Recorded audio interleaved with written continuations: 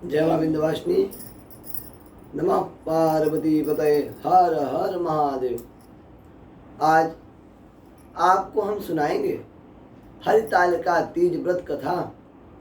आप सभी माताएं जो भी हरितालिका तीज व्रत करती हैं या नहीं करती, यदि आप कथा सुनना चाहती हैं तो कथा के सुनने के लिए आप जमीन पर आसन बिछाकर बैठ जाएं और हाथ में पुष्प लेकर भगवान का कथा सुने।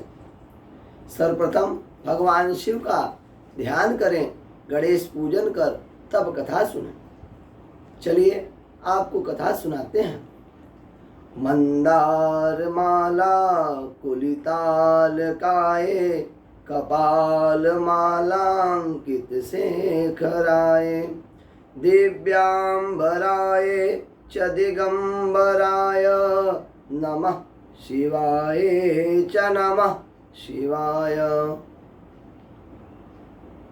नागेंद्रहाराय त्रिलोचनाय, भस्मांडरागाय महेश्वराय, नित्याय शुद्धाय दिगंबराय, तस्मै नकाराय नमः शिवाय। सर्वप्रथम आप लोग यदि पूजन करना चाहती हैं तो पारात में किसी पात्र में मिट्टी से बने शिव, पार्वती व गणेश की प्रतिमा लाकर रख लें। एक दीपक जला लें, उन्हें जल से स्नान कराएं, उन्हें पंचामृत से स्नान कराएं, वस्त्र पहनाएं, जग्गोपवीत पहनाएं, साड़ी श्रृंगार का सामान चढ़ाएं, सिंदूर चढ़ाएं, चंदन, काला तिल, बिल्वपत्र, शमी, दुर्वा, माला, फूल चढ़ाएं, अबीर, गुलाल, श्रृंगार वस्तु आदि चढ़ाकर इत्र चढ़ाएं। तदुपरांत धूप चढ़ाएं, दीपक चढ़ाएं, नैवेद्य जल आचमनी कर दक्षिणा चढ़ाएं, पुंगी फल चढ़ाएं, भगवान शिव का ध्यान करें, ब्राह्मण पूजन करें। तदुपरांत भगवान का कथा सुनें। कथा सुनने के लिए भगवान का ध्यान करें। आइए अब कथा को सुना जाता है। सूत जी कहते हैं कि मंदार की माला जिन पार्वती का केश पास अलंकृत है और मुंडों की माला से जिन शिवजी का जटा अलंकृत है, जो पार्वती दिव्य वस्त्र धारण की हैं और जो शिव नंगे हैं, दिगंबर हैं, अर्थात भगवान शिव और पार्वती के वर्णन की जा रही है। ऐसी पार्वती और शिव को बारंबार प्रणाम करता हूँ। रमणीय कैलाश पर्वत के शिखर पर बैठी हुई पार्वती जी कहती हैं कि हे महेश्वर, कोई ऐसा गुप्त व्रत बताइए जो सुनने मात्र से जीवन सफल हो जाए और जो सब धर्मों में सरल हो, जिसमें परिश्रम भी कम करना पड़े लेकिन फल इतना मिले कि उसकी व्याख्या न की जा सके। हे नाथ, यदि आप मुझ पर प्रसन्न हो तो मुझे बताइए उस व्रत का क्या विधान है। हे प्रभु, किस व्रत के कारण, व्रत के दान के कारण, तप के कारण और आदि मध्य अंत से रहित आप जैसे महाशिव महादेव प्रभु मुझे प्राप्त हुए हैं, ऐसा मैंने कौन सा पूजन पाठ किया था। भगवान शिव कहते हैं, ईश्वरवाच श्रुवं देवी प्रवक्ष्यामि तवाग्रे व्रतमुत्तमम्, यद्यप्यमयमं सर्वस्य कथयामामि तव प्रिये, यथा चांडूगणे चंद्रो ग्रहणां भानुरेव च। भगवान शिव कहते हैं, हे देवी सुनो, मैं तुमको एक व्रत जो मेरा सर्वस्व छिपाने योग्य है लेकिन तुम्हारे प्रेम के वशीभूत होकर मैं तुम्हें बतलाता हूँ। जैसे नक्षत्रों में चंद्रमा सर्वोच्च है, ग्रहों में सूर्य उत्तम है, वर्णों में ब्राह्मण उत्तम माना गया है, देवताओं में भगवान विष्णु, नदियों में गंगा, पुराणों में महाभारत, वेदों में सामवेद, इंद्रियों में मन को श्रेष्ठ माना गया है। सब पुराणों और वेदों का सर्वस्व जिस तरह कहा गया है, मैं तुम्हें एक प्राचीन व्रत बतलाता हूँ। एकाग्र होकर सुनना, ध्यान से सुनना।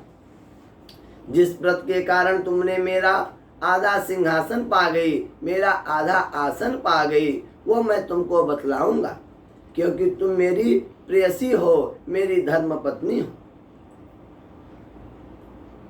भाद्रे मासी सिते पक्षे तृतीयां हस्त संयुक्ते तदुष्टान मात्रेण सर्व पापात् प्रमुच्यते। श्रो देवी त्वया पूर्वं यद् व्रतं चरितं मम तत्सर्वस्व कथिष्यामि यथावृत्यं हिमालय।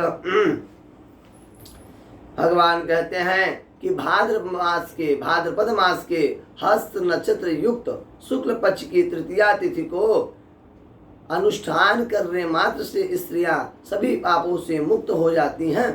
हे देवी, तुमने आज से बहुत दिन पहले हिमालय पर्वत पर इस व्रत का पालन किया था।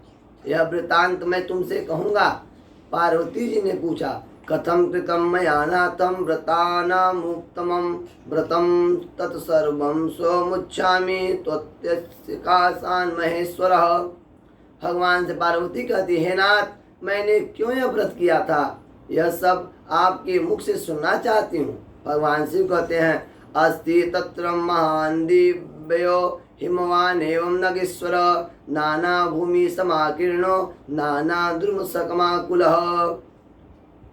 पार्वती जी के ऐसे प्रश्न करने पर भगवान शिव ने कहा कि भारतवर्ष के उत्तर की ओर एक बड़ा रमणीय और पर्वतों में श्रेष्ठ हिमवान नामक पर्वत है।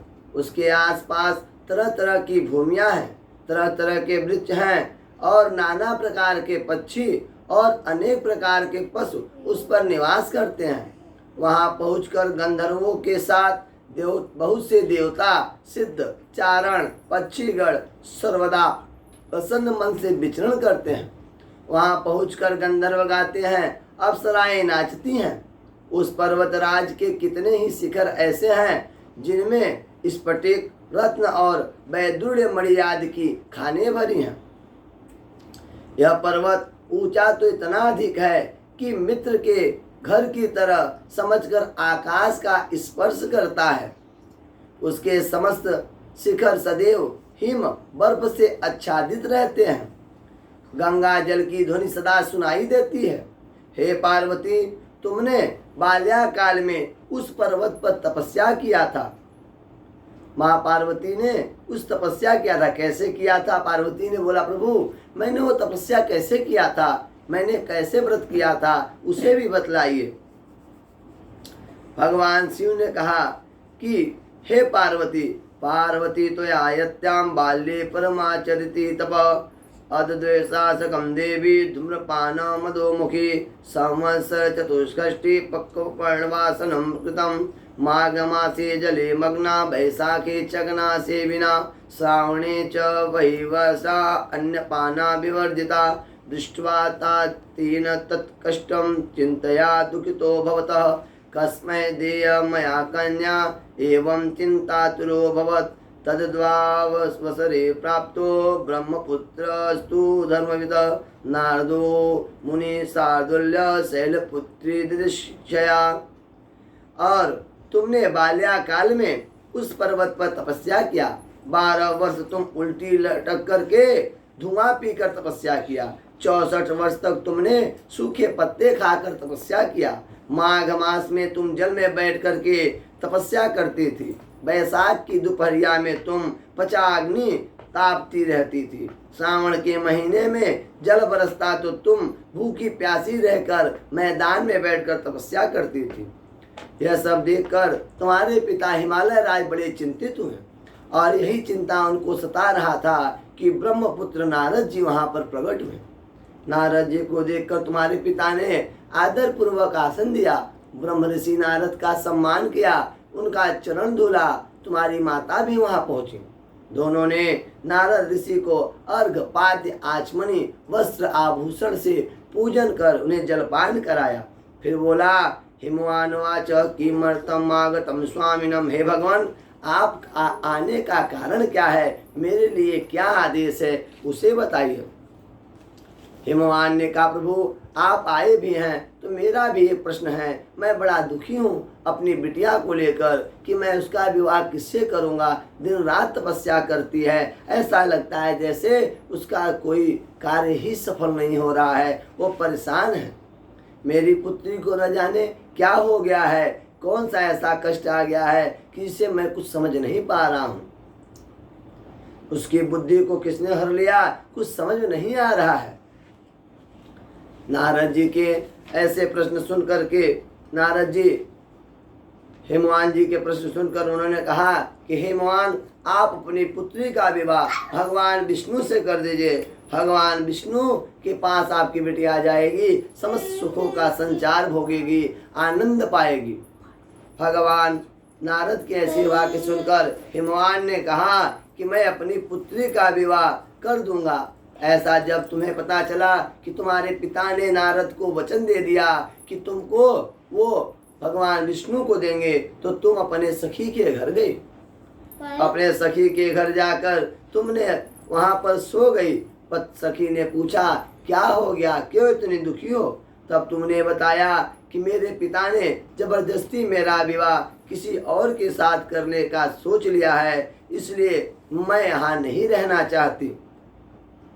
सखियों ने कहा, किससे कर दिया? हिमवान ने विष्णु भगवान से मेरा विवाह निश्चित कर दिया, जिनसे मैं नहीं करना चाहती। ऐसा प्रश्न सुनकर सखियों ने कहा, तो चलो हम लोग तुम्हें कहीं ऐसी जगह ले चलते हैं जहाँ तुम्हें कोई विवाह तुम्हारा विष्णु भगवान से ना करा सके। और फिर सखियों ने तुमको ले जा करके एक जंगल में ले गए और फिर तुमने कहा कि मैं या तो शरीर का त्याग करूंगी या तो शिव से विवाह करूंगी, और तुम फिर अपने सखियों के साथ वहां से चल पड़ी। ऐसा जब तुम अपने सखियों के साथ एक घोर जंगल में पहुंची तो वहां पर एक कंदरा था। उसी कंदरा में तुमने पूजन शुरू कर दिया। इधर तुम्हारे पिता तुमको खुजवा रहे थे चारों तरफ। जब तुम नहीं मिली तो चारों तरफ हाहाकार मच गया। हिमालय राज परेशान हो गए, हाय मेरी पुत्री कहाँ गई? मेरी पुत्री को किसी राक्षस ने ले लिया, किसी सर्प ने काट लिया, कोई मगरमच्छ खा गया, किसी मायावी ने गायब कर दिया। कहाँ गया, किसने हर लिया, कुछ पता नहीं चला। चूंकि तुम्हारी सखियों ने तुम्हें ले गया था, इसलिए हर और तालिका, हर माने हरण, तालिका माने सखियां, इसीलिए इस व्रत का नाम पड़ा हर तालिका। और तुम वहां तपस्या कर रही थी। चारों तरफ हाहाकार मच गया। हिमालय राज गिर कर बेहोश हो गए, मूर्छित हो गए। हाय मेरी पुत्री, हाय मेरी पुत्री कह के परेशान थी। मेरी पुत्री को न जाने किस सर्प ने काट लिया, न जाने किस राक्षस ने उठा ले लिया, कौन सी हवा में वो गायब हो गई, न जाने किस जंगल में भालू सिंह व्याघ्र ने खा लिया, कुछ पता नहीं चल रहा था। और तुम बड़ी ही रमणीक सुंदर स्थान कंदरा में तपस्या कर रही थी और तुमने उसी कंदरा में आश्रम बना लिया। अब मेरी एक बालू का मई प्रतिमा बनाकर अपने सखियों के साथ निराहार रहकर मेरी आराधना करने लगी। जब भाद्रपद मास का शुक्ल पक्ष हस्त युक्त तृतीया तिथि आई, तब तुमने मेरा विधिवत पूजन किया, रात भर जागरण किया, गीत याद गा करके मुझे प्रसन्न किया। उस व्रतराज के प्रभाव से मेरा आसन डगमगा गया और मैं तत्काल जाकर वहां प्रकट हुआ। तुमने अपने सखियों के साथ वहां रह रही थी। वहां पहुंचकर मैंने तुमसे कहा कि मैं तुम पे प्रसन्न हूँ, बताओ तुम्हें क्या चाहिए। तुमने कहा, हे देवता, यदि आप मुझ पर प्रसन्न हैं तो आप मेरी पति बने।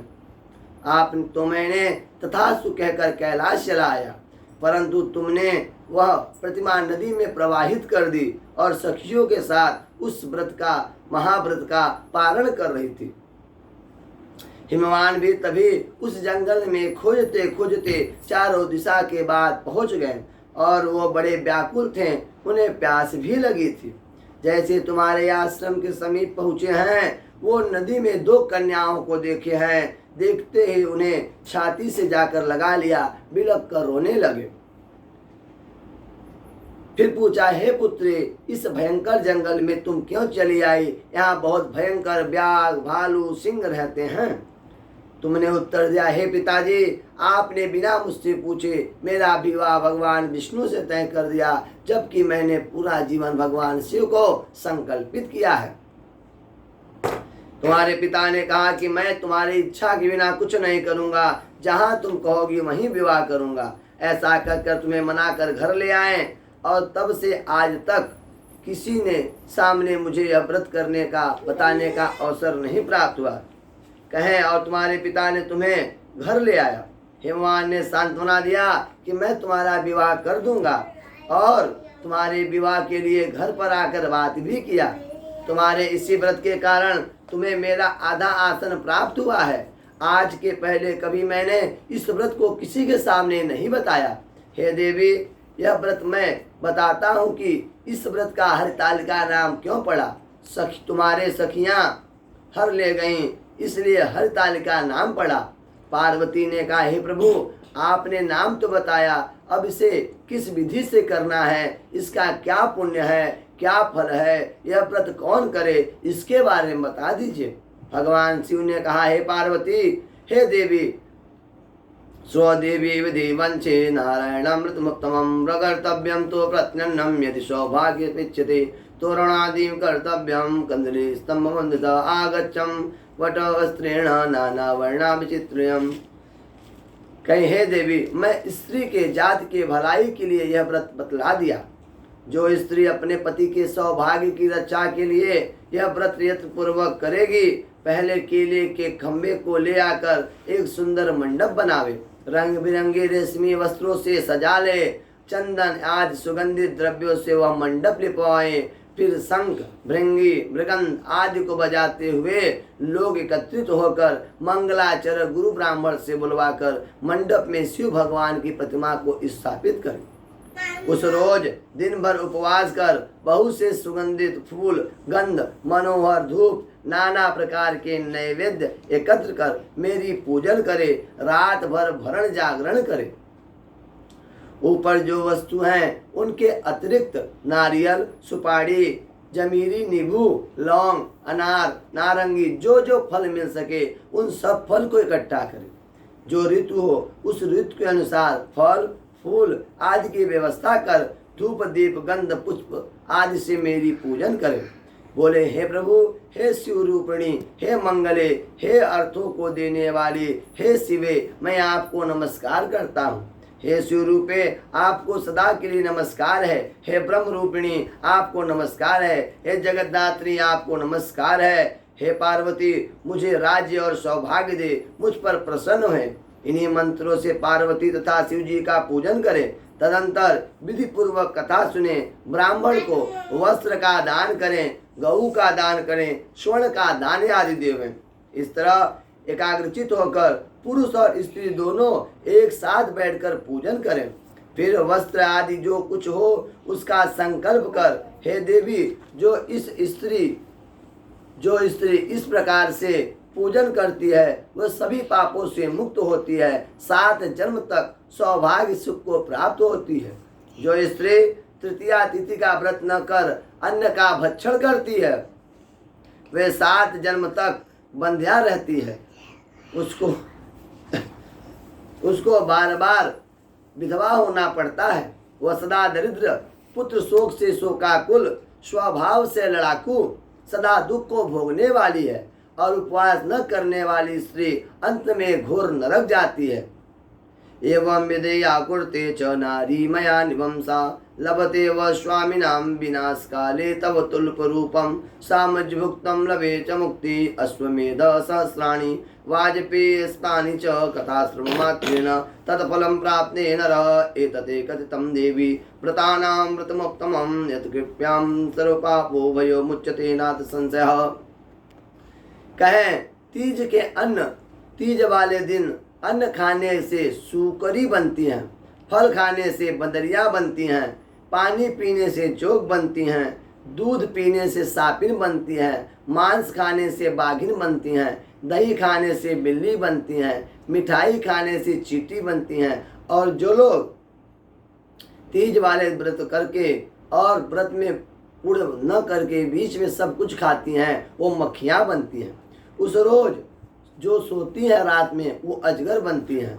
पति को जो धोखा देती हैं वो मुर्गी बनती हैं। इसलिए हर स्त्री को व्रत अवश्य करना चाहिए।